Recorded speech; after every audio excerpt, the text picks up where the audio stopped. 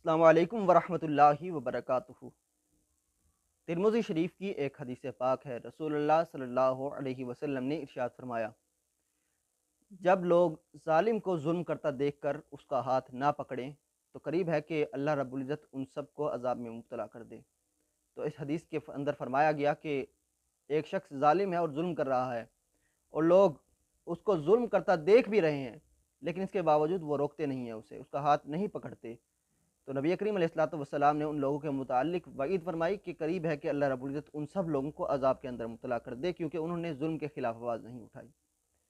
तो हमारे माशरे की मौजूदा सूरत हाल भी कुछ इसी तरीके की है कि हम अपने मुसलमान भाइयों के ऊपर जुल्म होता देख तो रहे हैं, लेकिन मजाल है कोई शख्स आवाज़ उठाए। हमें ये चाहिए कि हम अपना उम्मती होने का फ़र्ज़ निभाते हुए इस हदीस पाक पर अमल करें।